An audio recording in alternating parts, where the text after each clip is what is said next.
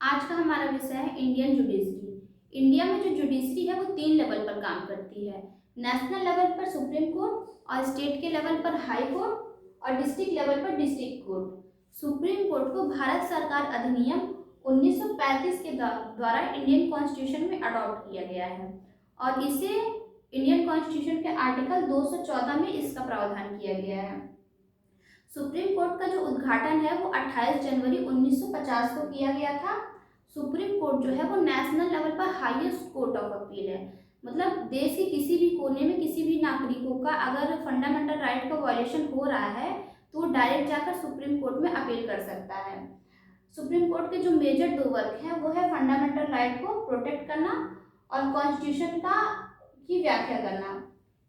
Fundamental right को protect करने का काम वो सुप्रीम कोर्ट का है, और जो संविधान है इसकी व्याख्या करने का काम भी जो है वो सुप्रीम कोर्ट का है। अब सुप्रीम कोर्ट के जजों की अपॉइंटमेंट जो है वो प्रेसिडेंट करता है, पर सिलेक्शन प्रोसीजर जो है वो कोलेजियम सिस्टम के द्वारा होती है।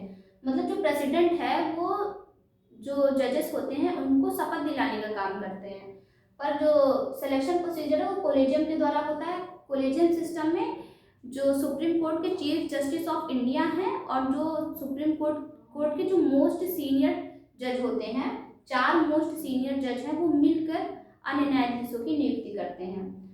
Chief justice of India plus 4 senior most जज होते हैं, वो मिलकर अन्य न्यायाधीशों की नियुक्ति करते हैं।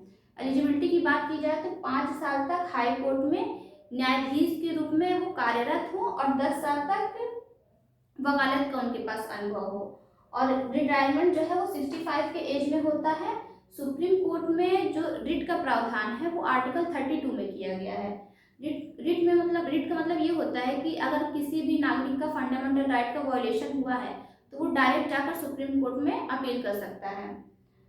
रिट को मतलब आर्टिकल 32 को जो बाबा साहब भीमराव अम्बेडकर हैं उन्होंने संविधान की आत्मा भी कहा है इसको। करंट टाइम पीरियड में सुप्रीम कोर्ट में 33 जज हैं और एक चीफ जस्टिस ऑफ इंडिया भी हैं। अब हाई कोर्ट की बात करें तो हाई कोर्ट को आर्टिकल 214 से लेकर 231 तक इसका प्रावधान किया गया है भारत संविधान में, और ये स्टेट लेवल पर सुप्रीम अथॉरिटी है। इंडिया में 25 इस टाइम पर 25 हाई कोर्ट्स हैं। अगर हाई कोर्ट और सुप्रीम कोर्ट के फैसलों में कॉन्ट्रडिक्शन हो तो सुप्रीम कोर्ट का फैसला मान्य होगा। मतलब हाई कोर्ट में अगर कोई अपील कर रहा है और वो हाई कोर्ट के फैसले से संतुष्ट नहीं है तो वो सुप्रीम कोर्ट में अपील कर सकता है, पर जो सुप्रीम कोर्ट का फैसला होगा अगर वो हाई कोर्ट के अगेंस्ट है तो वो जो सुप्रीम कोर्ट का फैसला होगा वो मान्य होगा। अब अपॉइंटमेंट की बात की जाए तो यहाँ पर भी जो प्रेसिडेंट है वो हाई कोर्ट के जजों की नियुक्ति करता है, शपथ दिलाता जो शपथ दिलाता है वो प्रेसिडेंट है, पर यहाँ पर भी कोलेजियम सिस्टम के द्वारा नियुक्ति होती है। पर यहाँ पे high court plus supreme court के जो जजेस होते हैं वो मिलकर हाई कोर्ट के जजों की नियुक्ति करते हैं। एलिजिबिलिटी की बात की जाए तो यहाँ पे 10 साल तक अनुभव होना चाहिए वकालत का। हाई कोर्ट के जो जजेस होते हैं उनके पास 10 साल का अनुभव होना चाहिए वकालत का, और 62 साल की उम्र में उनका रिटायरमेंट होता है। और हाई कोर्ट में रिट का प्रावधान जो है वो आर्टिकल 226 में किया गया है।